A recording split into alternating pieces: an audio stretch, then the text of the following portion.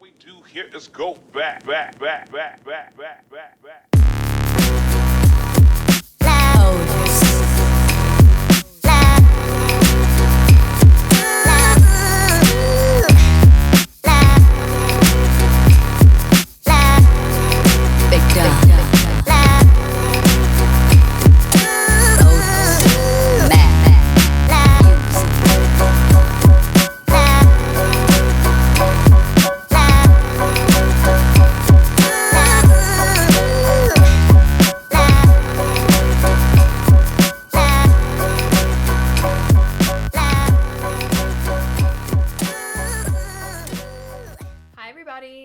This is season 2, episode 2 of Invisible Connections. I am your host, Sandra Dorenzi, and today we are going to be talking about autism regression.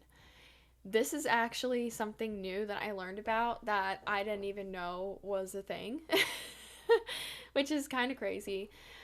Before we start talking about that, I am sure all of you are going to wonder, what the heck, you're wearing the same outfit as last episode.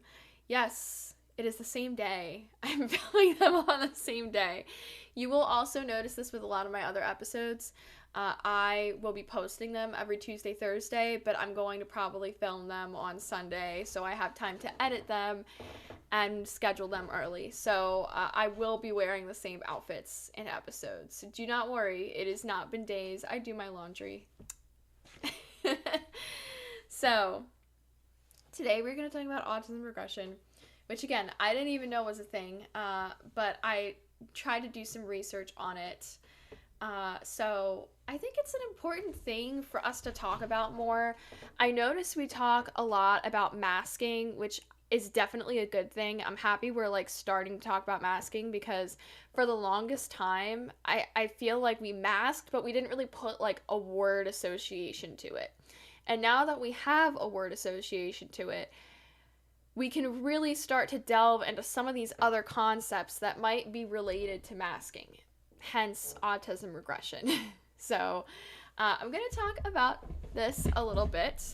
So autism regression is an individual with autism experiences a significant loss in various ways, including verbal communication, decreased social engagement, and challenges with self-care. That is from Medical News Today. Yes, I did my research here, so if you see me looking down, I'm just reading my notebook, but it's not all in my notebook. I'm going to talk about it as well. So if you've noticed as an autistic adult, because I know I was watching this video relating to autistic adults as well, so this can happen in adults, it doesn't necessarily mean a drastic regression. Sometimes it can be small. For me, I do actually feel like after I'd researched this that I went through it. So I'm going to describe what I think my experience has been with it. But there are many people who struggle with this because of the fact that, they're masking or just in general. So moving into the causes, they are not fully understood, but some factors could be genetic predisposition, neurological changes, environmental factors, burnout from sensory overload, autoimmune dysfunction, and developmental milestones. This is from Healthline. So for me, I actually went through 3 of those in 1 year.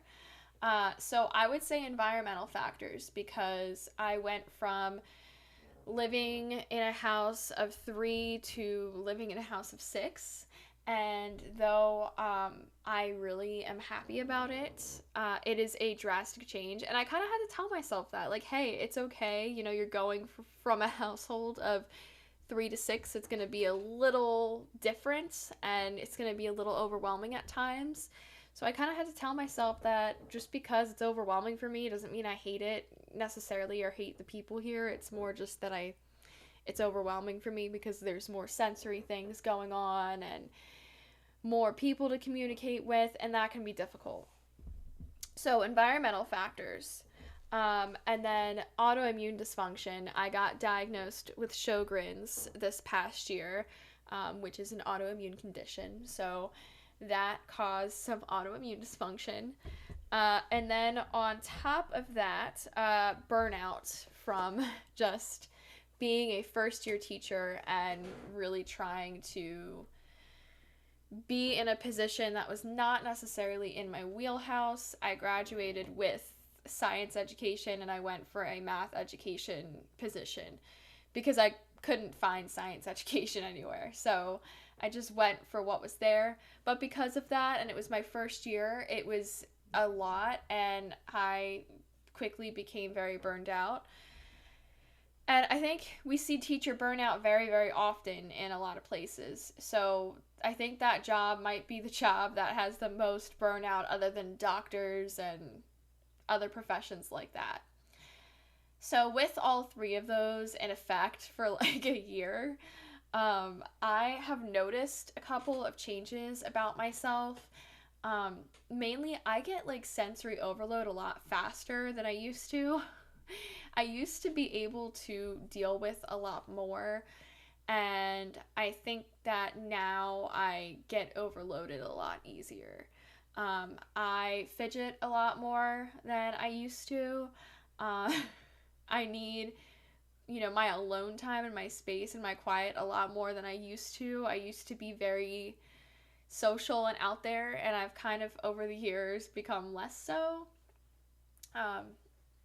I just feel like I have needed more of those things, and I've had higher needs. And now I can't go anywhere without a backpack because I have to bring my first aid kit with me with all my eye drops and everything else and my stomach medications, and it's too much to all pack individually, so I just put it in one kit. For those of you who are asking stomach medications, Sjogren's causes acid reflux, which is really annoying. Basically, your Sjogren's actually attacks the salivary gland in your mouth, so you don't produce as much saliva, and because you're not producing that saliva, you're not breaking down your food as thoroughly, and because of that, you can get acid reflux a lot easier. So I always have to bring stomach medication with me because I never know when it's going to happen. It's completely unpredictable. Eye drops, all kinds of different things. So I have a first aid kit. That first aid kit ain't fitting in a purse. And then after that, I have to bring my headphones and my AirPods and fidgets, and I can't go anywhere without a backpack anymore. So that has been an effect that I feel autism regression is autism regression. Some people might disagree. I feel like that is autism regression. So yeah, those were some things I was affected by. So that one of the bad habits I have is fidgeting with jewelry. I have broken jewelry because I have fidgeted with it. It's so bad. I had this really, really cool dragon ring and I broke it. Actually, I'll show you guys. I'm going to get it out really quickly and I will show you.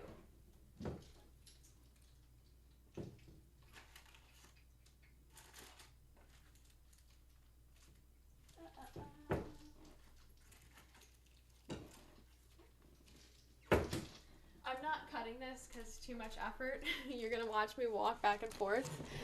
Oh, jeez, where did the other part go? Oh, there it is. It was the coolest freaking dragon ring ever. I'm going to try to see if Craig can fix it. But it was a bendable ring, and I bended it too far. And this is what happened. It's, so this is the jewel. It was so cool. And it was like that. It was, and this is the dragon. The camera's not really focusing on it, but you see what I mean. I broke it. So because of that, I need fidgets. Speaking of which, I'm going to show you guys one of my favorite fidgets, which I should have brought over here.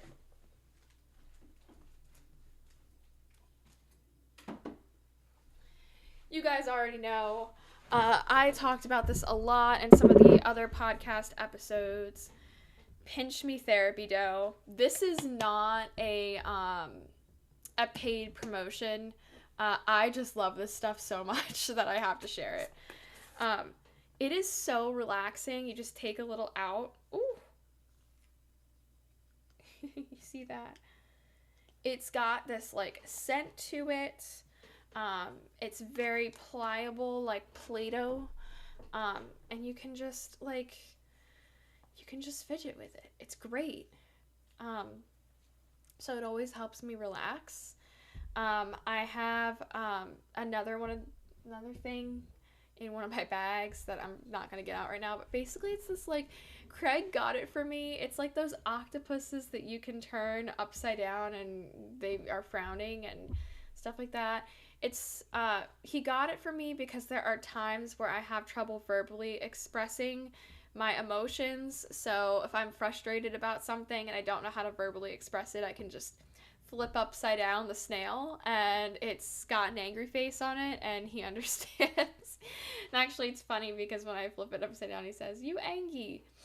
Yes. And the other thing that I found about it that's actually funny is that it's a good fidget and that I really enjoy just turning it upside down for fun. So I told him to get me more for my birthday because I like them. So that is definitely that. So I enjoy doing those things and those help with some of these situations. Another thing, I have enjoyed very much the app Block Blast when I'm feeling overwhelmed. I don't know what it is about sliding. I'll show you guys what I mean. Oh, wait, hold on. More games. I enjoy the sliding one. I don't know what it is about sliding it so the blocks fit, because I actually hate Tetris. I have played Tetris before. I get frustrated. So I don't understand what it is about them, but sliding these blocks also helps me with just feeling overwhelmed and overstimulated. I don't know why, but I have to do it in a quiet zone. So actually last night we had a New Year's Eve party. It was getting to be too much because there were kids and they were a little loud. And I'm not even saying that to insult anybody. Kids are kids and they're going to be loud. But it was too much for me, so I went up to my room because I was going through sensory overload and just started playing Block Blast. And I freaking enjoyed it. It was great. I also like just telling stories or coming up with stories when I'm feeling overloaded because it kind of gets me out and like disassociated a little bit, which helps. I know that might not help for some people. But for me, it really helps me to get, like, out of the situation in whatever way I can, in the sense that, like, sometimes it helps to put my mind on something else. So sometimes I'll come up with really creative stories. That might also be my Pisces side. I am actually a Pisces, for those of you who did not know, fun facts. I am a February Pisces. So I am very artistic and very emotional. I actually saw a thing about Pisces that was really funny. But it just talks about how empathetic and emotional they are, and I just love it. But it was always funny because growing up, I always wondered why all my friends and people I cared about were fire signs, and then I actually found out like my full zodiac. I don't know if any other autistics are into zodiac stuff, but I certainly am. And I found out that I actually have a lot of Sagittarius in my zodiac chart because I actually figured out what time I was born. And so I have a bunch of Sagittarius. For those of you who are dying of curiosity, I will quickly off track to talk about my zodiac because that's what I do. I'm pretty sure I was born, we figured out I was born at 6:10 a.m. On February 21st. I have to find the picture. Here we go. Okay, so my sun is obviously a Pisces. My moon is in Aquarius. My Mercury is in Aquarius. My Venus is in Aries. My Mars is in Sagittarius. My Jupiter is in Gemini. My Saturn is in Taurus. My Uranus is in Aquarius. Don't make a joke. My Neptune is in Aquarius. My Pluto is in Sagittarius. My North Node is in Cancer. My Chiron, I don't even know what that is. I gotta like research some of this, is in Sagittarius. My Ascendant is in Aquarius. And my MC is in Sagittarius. So lots of Sagittarius. I mean, I also got a good amount of other signs in there. But lots of Sagittarius, and I actually am surprised that I had Aries. My brother is an Aries, actually. So I just found that funny. So anyways, now I'm going to talk to you about the GoFundMe. We're going to be playing that ad. Now I can actually transition into it because you can see me on video. It's great. So as you all know, I'm Teamwork Wins Board Secretary. And yeah, without further ado, we're going to take it away with the ad. We're back. I'm from Teamwork Wins. My name's Adele Saccarelli Cavallero. I'm the founder and executive director of this wonderful organization, a foundation for awareness and change. And it's dear to my heart. And please check it out, teamworkwins.org. You'll see all of the pictures that we've taken over the last 24 years and all of our programs that we've done. And, you know, over the years, I have received phone calls from people that have attended our camps. And now they're in college and in the workplace. And you know, they've asked for recommendations and just references. And I've always talked about, you know, what a great job they did here and what they've learned. But when I talk to these people that have attended the programs, they're always so excited, and they express such great gratitude about what they learned here. Our staff and our volunteers just were miraculous. I know that sounds a little out there, but you know, they really were. They changed lives. And this is what I hear from these people that call me.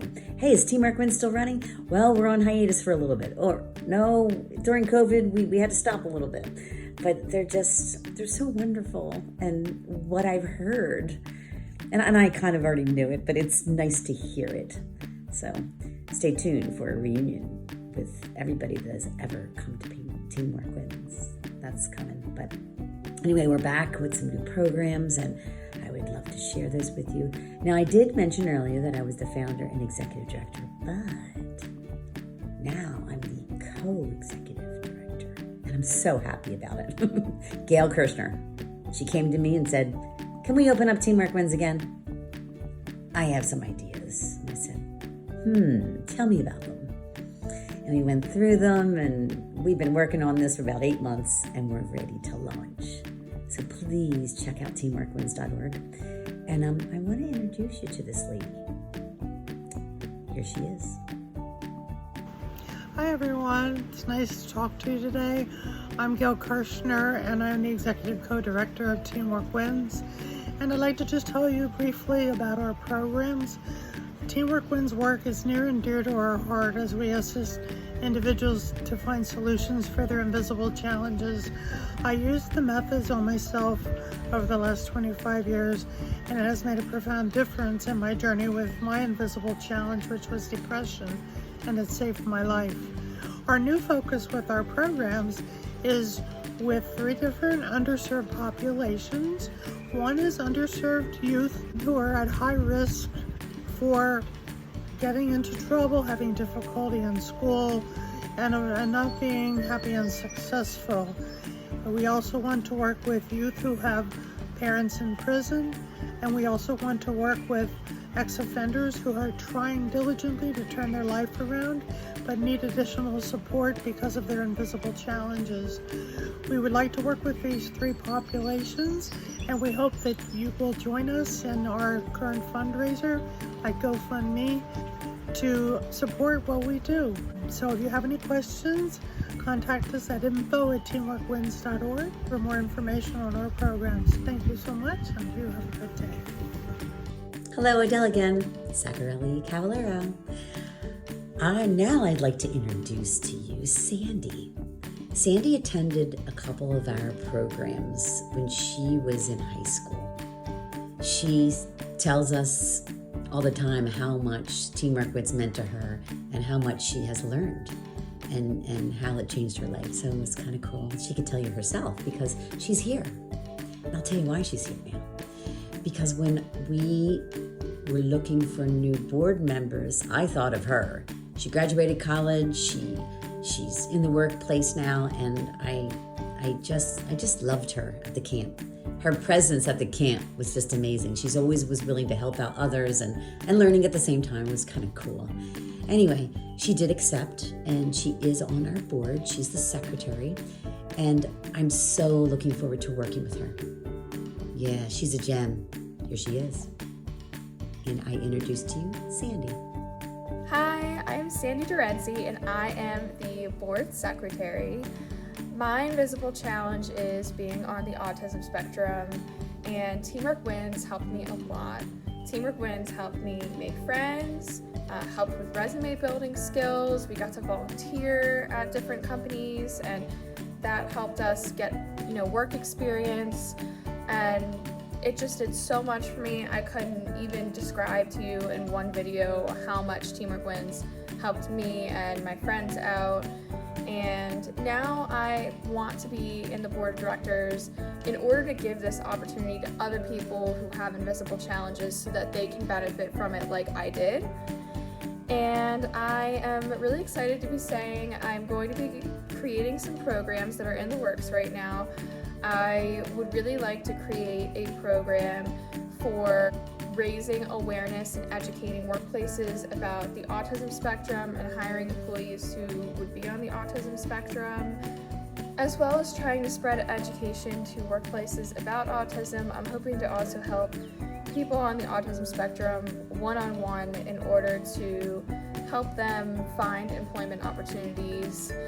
And one of the other things I want to do is make one of these programs virtual if possible. Still in the works, but I think it would be really cool because then people from all around the world or different parts of the United States and different time zones would be able to join and be able to learn and grow just like I got the opportunity to. Just like the sunrise in the background, new beginnings are coming for Teamwork Wins.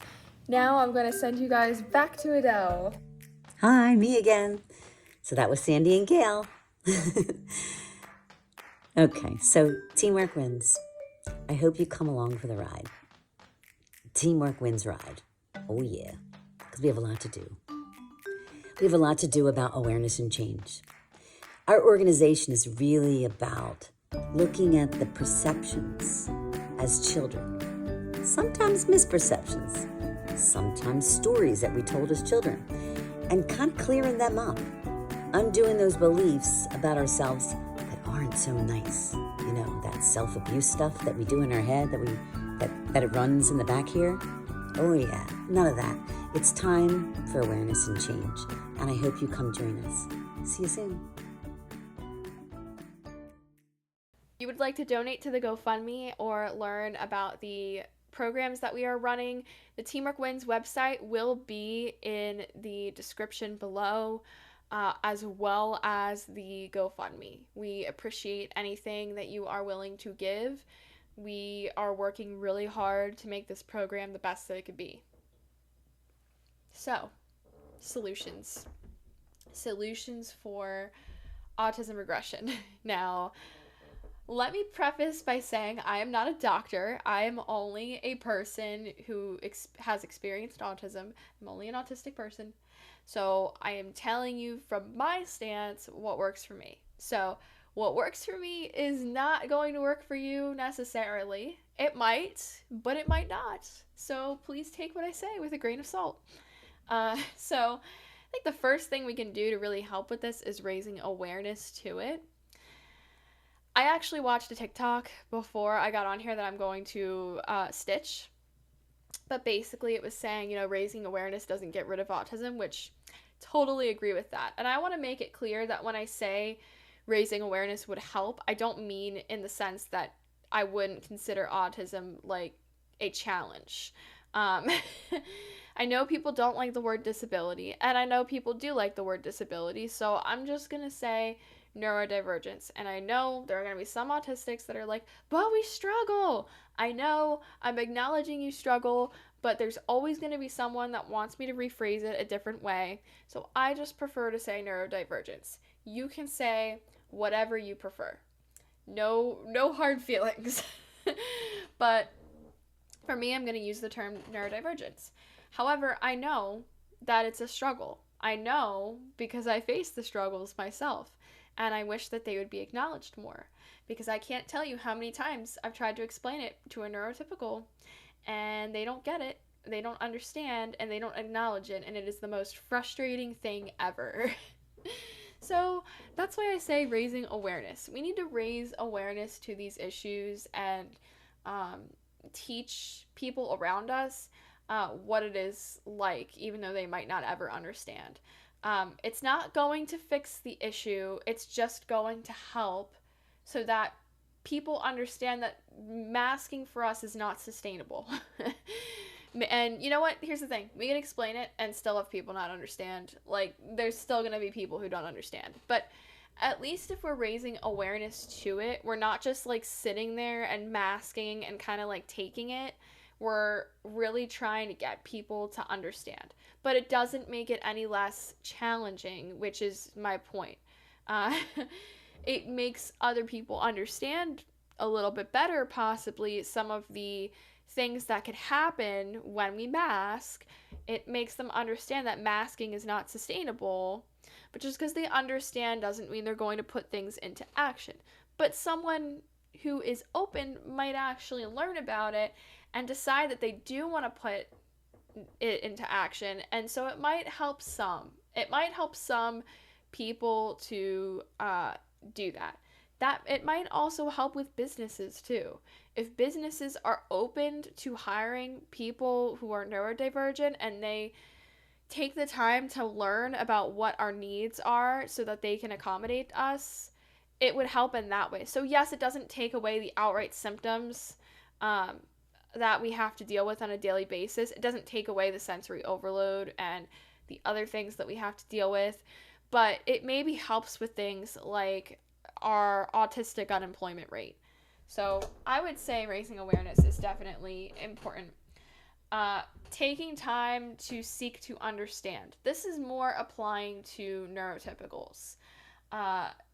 If they are more open and they take the time to seek and really understand us, now I know I'm going to get a lot of hate for this, like, they're not going to do that. I know there are some that are not going to do that, but I think it depends on where you are, because I'm going to be honest, there are times where I have explained myself, and there have been people that I've met that have first seeked to understand. But I think we kind of need to do this in general, not just applying to neurodivergence, but just in general when we have problems with people. I think we need to first seek to understand their perspectives on the issue, and then after that we can kind of add in our own. Because you can't really argue with someone if you don't seek to understand their point of view. And if they happen to be right, don't be a bum about it and tell them that they're wrong. Own up to it and say, you know what, I think you might be right about that. Because that's how we move forward, and that's the problem right now. People are arguing with each other and getting angry at each other and getting offended at each other, and we are not getting anywhere with that.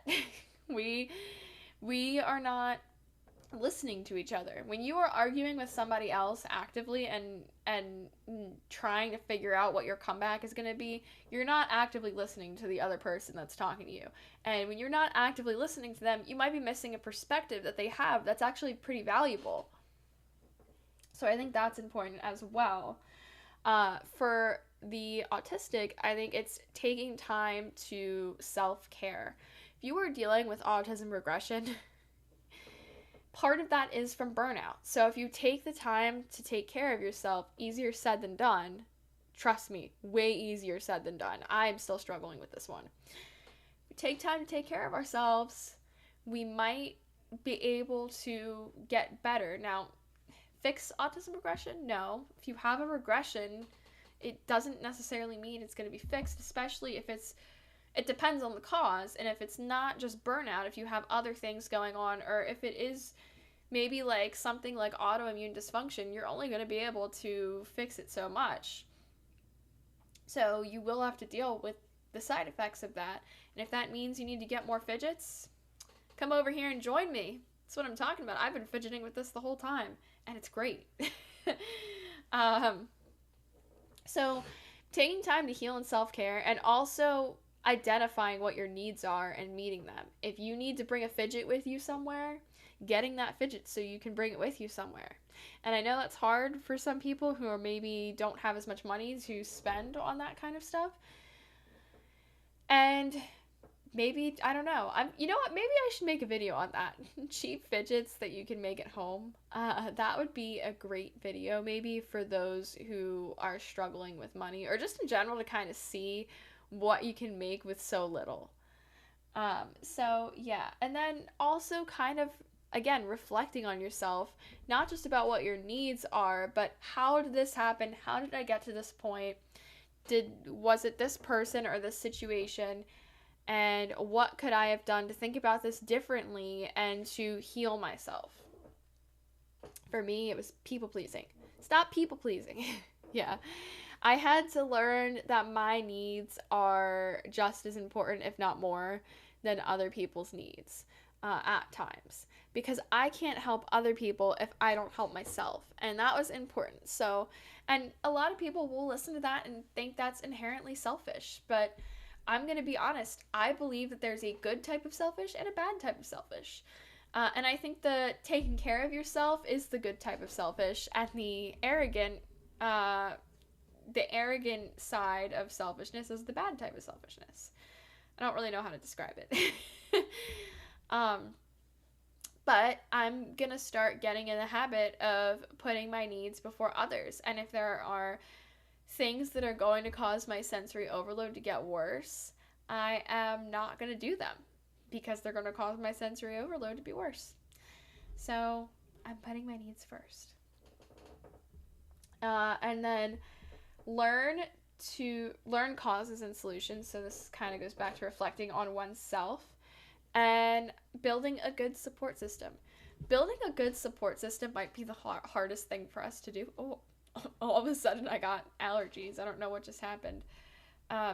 Building a support group might be the hardest thing for the autism community to do, but even things like TikTok, I mean, again, you know, though it's being banned, I would say that was a good community where you could find people that were like you, that you could relate to. So I'm kind of sad that's being banned. But building a good support system, finding people who are going to support you. For me, and finding people you gravitate to as well. Just because there are people in your life that might support you, they might only be able to support you for certain things. So you have to find the right people to really lean on when you need to lean on somebody. Although I would like to say that you should be able to do everything on your own, but that's not realistic. That's what I tried to do, hyper-independence. It's not a good thing. But you also shouldn't lean on, I mean, I said the word lean on people, but I don't really mean like lean on them to the point where you're going to fall over. I mean, for those nights where you're really struggling, to have someone to talk to. For me, it's my aunt. My aunt has been a great support system for me, as well as my mom and my boyfriend. So I have a couple of people. You want to have a couple of people as your support system. But yeah, and I'm really thankful for those people for helping me. So shout out to all of them. And that's pretty much all I have for autism regression. So that is it for this podcast episode. I hope you enjoyed Invisible Connections, and I am your host, Sandra DeRenzi, and I will see you on the next one. Bye!